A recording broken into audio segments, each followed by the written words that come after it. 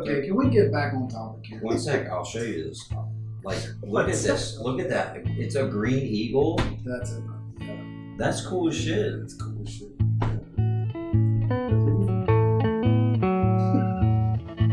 What? Wouldn't that be cool? What are you thinking? Just do it. I want to start. Should do it. Bald eagle on your inner thigh, dude. There's not more American than that. Short shorts. Like 10 minutes ago that I was ready. This is your forecast. Let's go. We got some news, right? I Oh mean, my gosh. we actually have something to talk about. You guys thought we had news last week. We got news this week for sure. I'm dreading it. Dreading it? Oh, don't dread this, man, because we're going to start with some real news. No. All right. Tyreek Hill restructured his contract. Still 3-year deal. $90 million with $65 million guaranteed. It's the most ever guaranteed for a receiver over per year, basically. That's not only is it insane that the Dolphins were willing to do that and just say, hey, it's the same length of years and everything. We're just going to pay you more and more up front because they respect him as a receiver, right? So why isn't Dallas doing that kind of stuff? How does CeeDee Lamb feel right now? Because this is week after week we're on here talking about the new receiver contract. Last week was DJ Moore. I mean, it's it's over and over again that other guys are getting paid and Dallas will not come to terms with him. Yeah. That is so tough. I'm starting to get worried about it. Yeah. I'm not worried from the smart thing to do is pay him, and I think Dallas is smart enough to know that. But I'm starting to think if I'm CeeDee Lamb, I'm like, all right, what are we What's doing going here, on guys? here? Especially if Brandon Ayuk's able to bully his way out of San Fran, just with everything that's been going on there. I don't see why CD wouldn't be on track for the same kind of thing here soon. That is wild because he was so. Everybody knows he's good. Dude, he was the wide receiver one in fantasy this season. guy. He is the entire offense. Yeah, there. That's so bizarre. And they don't have anybody else to throw to either. So. No, I mean, what are you gonna do? Throw to Brandon Cooks all week? I mean, that's not gonna get it done all year. That's be a success. Yeah, especially when your running game is Zeke and Royce Freeman that you're 1 and 2. I mean, that's just not ideal. So, what do you think about Dak then? As far as Dak needs paid too. No, I mean, Micah needs paid. I didn't even think about that, but I was just meaning without having CeeDee Lamb. Right. I'm watching him last year. He just seemed to rely on him. Yeah. So. Yeah, I am. I'm slightly worried because obviously CD's holding out a little bit here, which kind of normal now. It's not really anything extra to worry about as far as the contract getting done, but they didn't really end on great terms, just as far as their connection went. And training camp, preseason are a great place to work on those things. Just reps, repetition, play after play. And him not being there, that's a few months for not only for them to lose their connection, but for Dak to build stronger connections with other guys on the team. So, obviously CD is by far the most talented guy there, but I could see the target share going down a little bit, or at least taking CD a little longer to get ramped up and back into the flow of things like normal. And this is even assuming that he does something there. Right. When has Dak ever not had a really good wide receiver? He had Amari Cooper all those years. Yep. And then right into CD Lamb. Right into CD Lamb is even probably he had Zeke better. Every year as a legit elite back for the last 2 seasons. So, there's always been a great team. And, the O-line's starting to dwindle a little bit. Tyron Smith left. He's getting older. They lost Tyler Biadasz or whatever, their old center. So, Dallas is a funky situation for sure. Yeah. I guess that makes you happy. Yeah, I'm thrilled about it. I've been praying on this for years. We're still going to hear is We Them Boys. We Them Boys. We're still going to have to hear it. So I look forward to hearing it, man, because there's nothing like a Dallas fan's face come January. Why are you recording me? This don't make no sense. Every time we go out somewhere and we trying to watch a game in peace, you act a fool and we get put out. Every time. They in there talking about fly, eagles, fly. It's just not better. We'll move along, man. Justin Herbert, plantar fasciitis injury. 2 weeks in a boot and then a gradual return. They're saying he should be good by the start of the regular season, but I don't like that kind of injury right now. Yeah. I mean, that's the kind of thing that lingers. We talk about that, hamstrings, calves.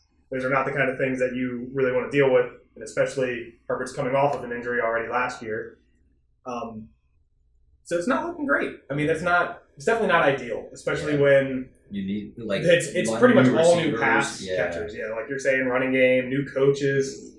It's I don't want Easton Stick to be the quarterback for the Chargers again. I watched enough Easton Stick last year. It doesn't take much to say, okay, I don't need to watch the Chargers now. Yeah. So he wasn't good. He was really bad. I wasn't a fan. Lab McConkey is also working through something. He came up limping the other day, and he hasn't been back to practice yet. And that's all we've heard from Harbaugh is that he's working through something.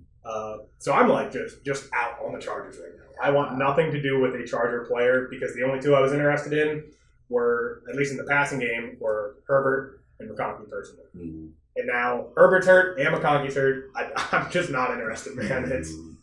We talk about the top, how you have to have at least like a top half offense to produce fantasy like relevant players. And I don't see Josh Palmer or Gus Edwards getting there with Easton Stick at quarterback. You know, it's just. I seen somebody saying something about how it was analytics. I don't know if it was Harmon. Yeah, Matt Harmon. I don't. But they said something like Josh Palmer was one of the best in the league as far as yards per route run or something. Right. Or per reception, whatever. Right. I don't know. I don't know. I feel like those can be deceiving. Oh yeah. Yeah, they definitely can. It's you got to take everything with at least a little grain of salt. Yeah. I mean, we've talked about Palmer before. He's talented. Right. He definitely will have a role there. I've been hearing Quentin Johnson out there isn't even going to be on the field, so this might help though. As it shouldn't. Yeah, no, I agree. I mean, it's a rough If situation. you're a receiver that can't get open or catch the ball, You're gonna I struggle. I mean, he's big. He can jump high. Yeah, He's got that going for him. there is basketball then. that is true. That's true. He could be in the Olympics right now, man. He could be doing the hurdles, long jump, Something something that's not football. He should be doing anything that's not football. Chargers fans would love to see that. They'd like their first round pick back. If you watch old film of him at TCU, he looked nice. Like he looked good. Like he was making contested catches, and just now it's just like you just can't. That's the problem. I mean, that's the issue right there. Like you said, he was making those contested catches, and it's just at the NFL. It's probably just a skill issue. Legitimately, it's a talent issue. You're not talented enough to consistently win those jump balls. Yeah. And if that's all you can do, I mean, you're gonna have a tough go of it. Yeah. We'll move along. Josh Jacobs has a minor groin issue. Here we go. He Yep. got his money. He got paid. He's He got his done. money. He's missed, I think, 3 practices now. He's due back tomorrow. So if he's not back tomorrow, that'll be when we really know if things are going as well or not as well as they're speaking about. But I thought it was interesting that the beat reporters were saying that A.J. Dillon is the heavy favorite to win the number 2 job there, even though they just drafted Marshawn Lloyd in 3rd. Personally, I've seen enough of A.J. Dillon. Yeah. Like, he's not special. I mean, he's going to give you 3.5 yards a carry and cloud of dust. So I'm surprised by that. But like in fantasy though, I hear what you're saying. And I wouldn't argue with that as far because I watched enough of him too. So, but in fantasy though, you want the guy that's carrying the ball. Yep, for sure. And if it's going to be him, even if he's not that great, 70 yards is 7 points. Right. So, I agree with. No, I totally agree with what you're saying. I think for me, it's more of a disappointment on a level of I would have liked to see Lloyd get that shot more so than A.J. Dillon just be. Because you drafted him. I don't have Lloyd anywhere, actually. Oh, really? No, unfortunately. I mean, maybe fortunately at this point, if he's not even beating out A.J. Dillon in camp, that could be a good thing. It could also be a pass blocking thing, I mean, A.J. Dillon's been around the league for, 5 years now? Big They boy. just gave Jordan Love a crap ton of money. It could just be, we got to keep him on his feet. So. It also could be that it's been 2 weeks into his career, so these things change real quick. So. Very fast. We'll keep getting higher with the names here. Puka Nacua is now week to week with a knee injury. He came up hobbling on Saturday, I believe. And this is directly following maybe 3 hours after a report that Cooper Kupp looks 100% and the offense clearly runs through him. This is according to Adam Schefter. That was a surprise to me. I mean, like, I knew Kupp was obviously going to be involved because Cooper Kupp makes a lot of money. They don't have really any outs. Stafford loves him. But for them to come out and say that, the offense outright runs through him, I mean, it's got me excited for Cooper Kupp again this year. That's for sure, especially with the Puka injury. But, again, a knee injury right now. They're saying he's going to miss a couple weeks. I just don't like the sound of that. I mean, it's specifically in my redraft leagues. Like, I'm not pivoting off of Puka Nacua in the Dynasty League because he hurt his knee in training camp in year 2. But in my redraft leagues, it's like, I mean, Puka was going out the 1-2 turn. That's probably somebody I'm like, I'll take A.J. Brown. Like, I'll be okay. Yeah. Like, I don't need the guy with the knee injury. I learned from that with Cooper Kupp last year, coming in with the foot injury coming into the year. So it's just not what you want to see. I'm surprised that you thought that Puka Nacua was the new guy in Los Angeles because he's not as good as Cooper Kupp.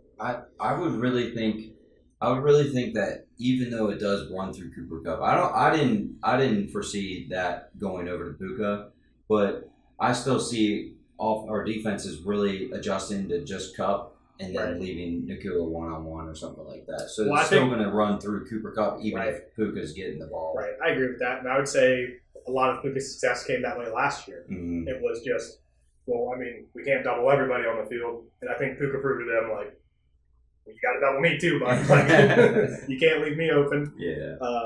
He's just insane to watch. He's super talented. But like you said, Cooper Kupp is one of the most refined wide receivers in the entire NFL. He's going to win. Like, it's just how he is. But as far as all the other stuff is, Cooper Kupp's just, I don't know. I think I'm not a big Puka Nacua guy, so. Greatest rookie season of all time. You're not a Puka Nacua guy? He finished, wide receiver 6 as a rookie? I think it's because he's not flashy. I feel like he's not flashy. I feel like he does everything well, but nothing, like, over the top to where he just makes people look stupid or anything. Oh, man. Listen, I'm telling you his guys. route running's good, but I just feel like you don't see him, like, I don't know. I just feel like you don't see him do anything really. Like, Puka Nacua is see clips of him do something. Probably the hill I'm willing to die on, saying that he is a, special player. So you heard it. Drop Puka Nacua. Drop him now. You don't want to drop him. You want to go get him. Because right? Nate doesn't. When Cooper Kupp has a 30-point game week 1, you're going to want to go get Puka Nacua. This is going to be your last chance. He's got nice hair. This is a nice hair, man. He's a great guy. Give Patrick Mahomes something else to bitch about. Yeah, because there's not enough rules helping the offense in the NFL. Right? Crazy. Xavier Leggett has a lower leg issue. His X-ray came back clean last night. Leg issue. Yep, but they're waiting on his MRI results. Just based on everything I've heard, it kind of seems like they're not letting people in on everything that they know yet. Yeah. They're kind of keeping it close to the vest, so we'll see how the MRIs come out. Not excited about it. It's definitely unfortunate anytime, just like Ladd McConkey, a rookie goes down, this is when they're building their rapport with their quarterback. This is when they get to earn their chance. You said Jordan Brooks is in, or Jonathan Brooks injured too? So he tore his ACL in the bowl game last year, so he's still coming back from that. So they said probably week 3 or 4 is their hope, but they're going to be bringing them along slowly. So as far as Leggett, I thought what I read was it was all precautionary. Right. But maybe that's just what they say. Yeah, well, precautionary for sure, I think. But I think getting the MRI despite the X-ray coming back clean, for me, is obviously they show 2 different things. Yeah. But, that's a step okay, clearly he's feeling something. Yeah. Which isn't great. Yeah. But hopefully it comes back clean because I do I'm growing on Leggett. I wasn't in on Leggett, but his personality is just something. He's a fun guy. He's a fun guy. We talked about it before the podcast. I want players that I think are cool. I think that's a cool guy, man. I want him and Keon Coleman on a team. Just the vibes are at an all-time high. You can be as cool as you want. I think he sucks. I was watching him play at NC State, and it's not great. It's like a bunch of crossing routes and just running way faster than the defense and just throwing it wide. So, but I'm rooting for him though. So for sure. Moving along, we got Rashid Shaheed, tight hamstring. He's missed the last couple days. Hamstrings are my least favorite thing to see about. for anybody. I mean, and Andy's a burner. So that's the kind of thing where, I mean, we saw Deshaun Jackson every 6 routes for the back half of his career go, I'm out the second half. Sorry, guys. Like, I'm not playing today. Yeah. But it was actually interesting to me because that opens things up pretty widely for anybody to become a pass catching option in New Orleans. Because it's Olave, and then it was Shaheed, and now, I mean, it's A.T. Perry. A.T. Perry. They drafted Bub Means. I mean, it's one of these guys is going to have to, I mean, at least get the opportunity to step up. But Juwan Johnson, their tight end's also hurt. I was reading, I think it's Dallin Hooker. He's an undrafted free agent. He's getting all the first-team reps right now at the tight end spot. Somebody's got to do it. Exactly, and that's what I'm saying. It's just keep an eye out on all these names because I don't know. I don't think any of them are really worth a flyer right now. Like if you're in a deep enough dynasty league, Perry might be owned, Bub Means might be owned, Hooker's probably on your waivers. So I mean, if you're like desperate at tight end, that's not an awful pickup. You know, if he's getting especially with Juwan Johnson has a pretty lengthy injury history in his 3-year NFL career. Dude, Bub Means sounds like a NASCAR driver to me. I think that's what he's. You can't be named Bub and not be a NASCAR driver. Yeah, he's definitely from the South. Oh, I mean, you have to be. Bub can't be his real name, right? Like, no way, like, you just named your son Bub. Oh, they got Cedric Wilson. Cedric Wilson. Another name that, you know, doesn't really inspire hope. I'm inspired. You're inspired? I'm inspired for A.T. Perry. Yes. Oh, they have Equinemi in the same round, too? Yeah. So you might as well just skip it. So, yeah, hold on now. Don't you have a theory about this? Hey, you have a brother theory. Yeah, Come on, man. Tell me about You got to be Equinemius. picking him up. He's now. the outlier. You need to drop Justin Jefferson right now and go pick up Yeah, Equinemius because he has a brother in the league who's really good. You're right. Shoot. This is a good roster spot to drop. But no, I am disappointed in the Shaheed news. I was actually really excited for him this year. I think the Saints are going to be throwing the mess out of the ball. Like, we saw Kamara's efficiency dip very heavily last year to the point where he had his lowest yards per carry. And he still finished really well. Like, in points per game, I think he was running like 6 or 5 or something like that. He just missed half the year with the suspension. But, I mean, they're gonna throw the ball. Like, they have to. It's just what's going to happen. And Derek Carr is going to dump it off to his tight end and his running back. Yeah. Hey, guess who had the most 300-yard passing games in the entire league last year? Derek Carr. No freaking way, really? It just means, you know, obviously he didn't lead the league in passing yards. It means there's a few duds in there, too, mixed in. You know, he had those 120 passing yards, 3 pick games kind of snuck in there. But volume-wise, I'm okay with having one of those receivers. I mean, for sure. I'm totally cool with that. I like A.T. Perry. I know you're a big I have Perry, and he's a big dude. I think he flashed, at least in the small samples he had. I mean, he was very touchdown reliant for fantasy relevance. But I keep looking at that because I have him in a league too, and I'm like, I don't know if he's good or if I just want him to be good that bad. Yeah. So like he'll catch a touchdown, and I'll be like, oh my gosh, like, maybe he is really good. Like maybe there's some nuance to it. It is tough when you have a guy and the opportunity presents itself so well. Yeah. You're like, I saw some flashes. Like, show me what you got. He was drafted the same one I drafted Tank Dillon. He was my 5th pick, my 5th round. Yep. I will say, if somebody's willing to pay for a guy like that, your best bet's probably to trade them. Like, if somebody comes to you and you're like, oh, like, I just lost, you know, if you had D-Hop and you're like, I just need a cheap replacement. Somebody comes and offers you a new 2nd-round pick for A.T. Perry. Take it and run. Like, that's probably your best bet. But sometimes you'll lose out on this. So we'll get into something real interesting here. The Steelers have emerged as the favorite landing spot for Brandon Ayuk, his own personal favorite landing spot. The Patriots and Browns are also involved, but things are heating up. I mean, the last few days, Are the Commanders out of it? They're not one of the favorites in there right now. I think they've made it clear that they're not willing to give up a first-round pick or multiple A bunch seconds. of cheapskates. Exactly. Hey, no, I agree. I mean, I think that's what he's worth. Speaking of cheapskates, okay, this situation has got me mad. Brandon Ayuk wants 28 to 30 million. This is what I heard. Might have some 28 to 30 million. That's what Amon Ra was making. Whatever. The 49ers were gonna want to be paying 26 million. So we're arguing over 2% of the salary cap right now. Yep. For a team that's a super. Okay, that's all I gotta say about it. Yep. Y'all can continue. If Ayuk ends up in Pittsburgh, that's not great. No, In my opinion. I don't like that. I think it's going to be a low volume passing offense similar to the Niners, except way less efficient. Yeah. Because they don't have Kyle Shanahan to call the plays, and they don't have Brock Purdy at quarterback. They have Arthur They Smith. have Arthur Smith and Russell Wilson, the dream pairing that all Pittsburgh fans. I mean, when you go to bed at night, like, are you just like thinking about that? Like, oh, this Yeah. year's going to be so much fun watching Arthur Smith call plays. Are you It, going to it actually is going to be fun because he looks really fun. You He should looks grow like a a fun mustache guy. out. Yeah, I like that mustache. I do. Yeah. I do like a mustache. I respect a good mustache, especially when it's like, I don't respect him at all. oh no, he's a terrorist. He's actually a terrorist. I despise him as a fantasy football entity. But I mean, Atlanta won some games. They were just about a 500 team 3 years straight there.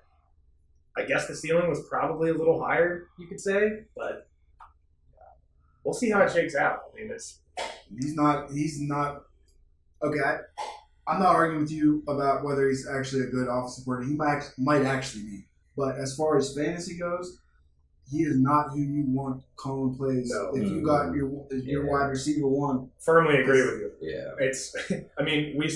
I would say the talent in Atlanta last year was higher than what we're seeing in Pittsburgh. Like, I like Bijan as a talent way more than any of the running backs in Pittsburgh.